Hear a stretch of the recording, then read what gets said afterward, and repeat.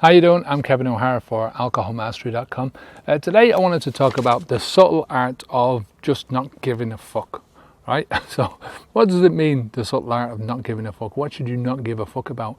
I think most things in life, I think that's when you're trying to get a grip on yourself and you're trying to understand what's going on in your life, when you're trying to change a lot of things about your life, a lot of your behaviors, the behaviors that you think are holding you back, the thoughts that are holding you back, the rituals, all this kind of stuff that you've had, this baggage that you've been holding on to since you were a child. Most of that is down to the fact that we are social animals and we care what other people think about us, right?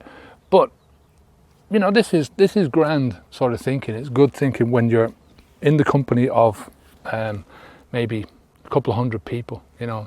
The average, I suppose, village is only supposed to be what a couple of hundred people is about nice, for us as human beings to sort of know everyone. You know everyone's name, you know who everyone is. You sort of know a bit about everyone else, and you can sort of understand everyone else. Now we live in communities which are, some communities are millions of people, and it's like what one psychologist called the human zoo. We're living in small little boxes in communities of people where we live with so many people, but we know hardly anyone because of the way we are, but we still have this inbuilt natural instinct to sort of give a fuck about what other people think, strangers in most cases. What I'm really on about here, what I'm trying to get at is that you're trying to move yourself from the person that you are now, right, into a person that you want to be, right? You're trying to get from A to B, right? And I'm all about not looking at the massive picture. You can look at that, but you have to come back down and you have to start looking at the details, right? You have to start looking at how you're going to implement these things in the moment by moment. And at the end of the day, that's what we've got, right? That's how we deal with life. That's what we've got to deal with, right? We deal with things right now in this moment. So you have to think about how other people and how their opinions of you reflect on what you're about to do in your life, right? How you're about to change your life in the form of quitting drinking alcohol, right?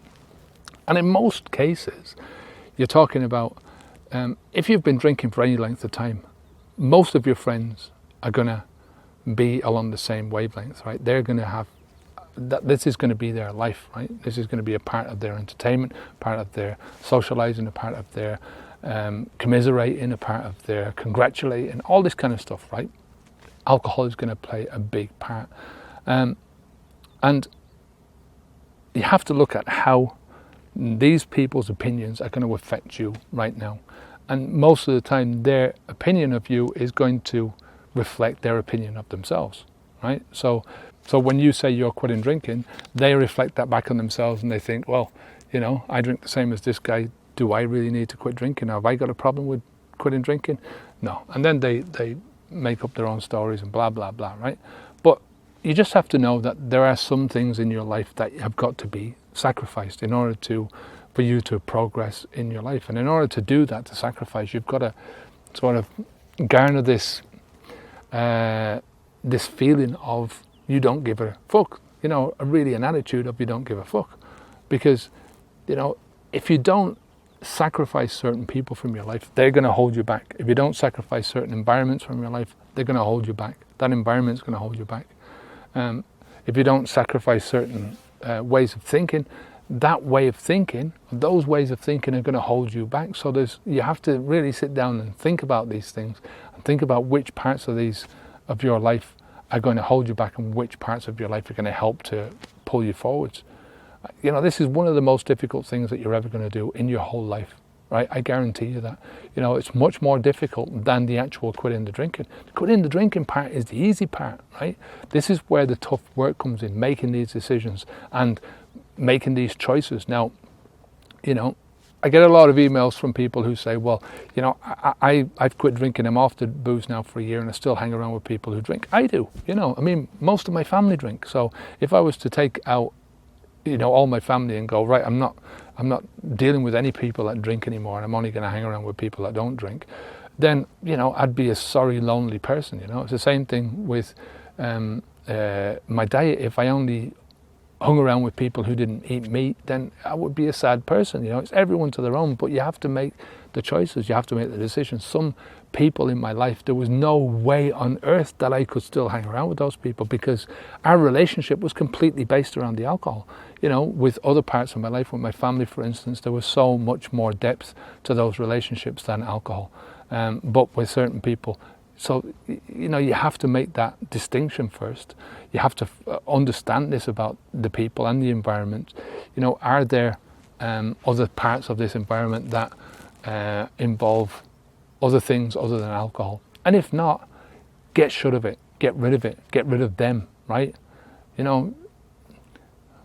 Sort of build up this attitude of, I don't give a fuck. You can't give a fuck at this stage, right?